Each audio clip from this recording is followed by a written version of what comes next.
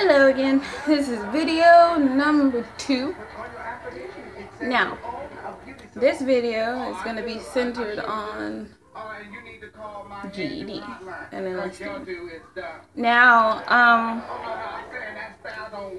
in Texas, I am in Texas, the GED costs $135 to test. Well, each test is like $30-something a pop, but if you pay for all 4, it's $135.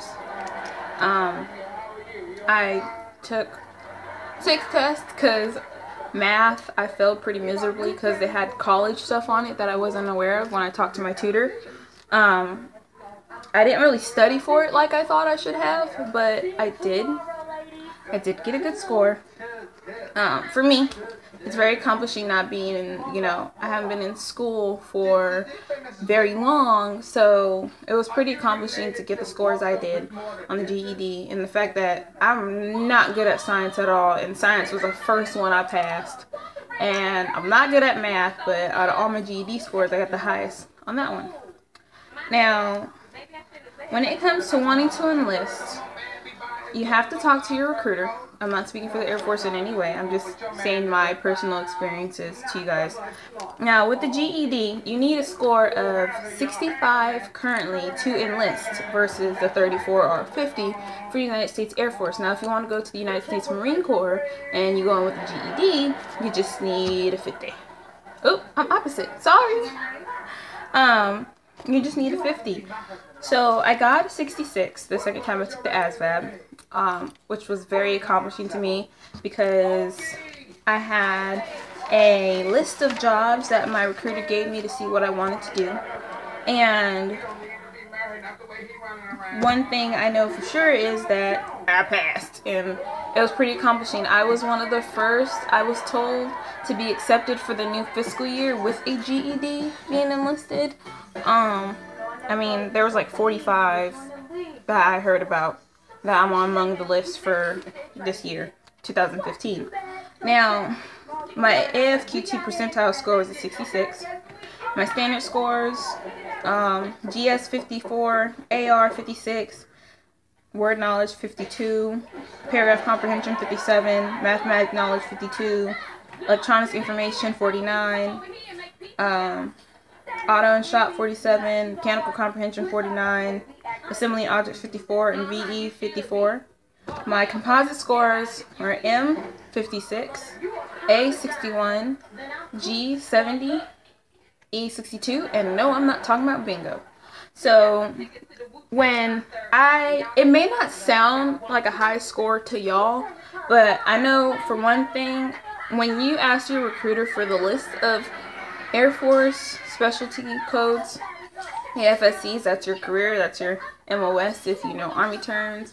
I got that list, and so what I did is going in with the GED. I don't have the option of going in and getting just any job I want because, one, they require somebody to be a high school graduate for some careers. So what I did with that list is I crossed off everything that I could not do because I had a GED. Secondly, I crossed off everything I could not do because I was a female. Thirdly, I crossed off everything I couldn't do because my score wasn't high enough. But having a general score of 70, if I did security forces, I'm pretty much double that score needed to go in security forces. Because I think it's a 33 or 35, and my G score is a 70. So I was pretty excited when I looked and I said, oh, there's only 9 jobs with the G score of 72 that I cannot do. And that was out of all the jobs I qualified for, just 9 of them I couldn't do because of my G score.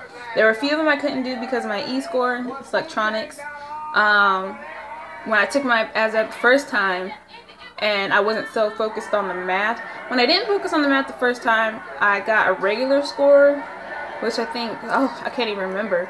But I got a regular score, so I qualified for the jobs I wanted. But when I took the new one, I was like 1 point off for the job I wanted. But the good thing about it is, once you're in for 26 months, you have the option of switching AFSCs, which I think is pretty awesome. So I'm going under direct ship because I don't really care what job I get because I'm going to take it in stride because I plan on becoming an officer during my military career in the next few years. Because in order to qualify for OTS and you're already in, you just need 90 semester credits. And you already get credited when you're in tech school. So depending on what career I get, you know, it'll be easy peasy mac and cheesy. So with that, having a GED, it doesn't mean you're dumb. It's just sometimes you don't have time. Sometimes family things happen. Having a GED does not necessarily mean you cannot enlist, because there are options. You need to talk to a recruiter about it, because not all recruiters are the same. Not all rules are the same. And by the time you watch this video, the rules for it will probably have changed.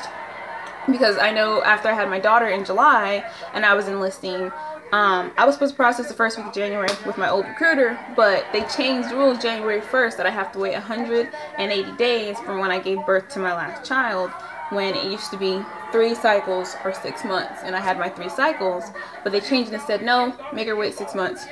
So, you know, rules change all the time, so make sure you keep up your current information if you're wanting to enlist. And this is the end of this video.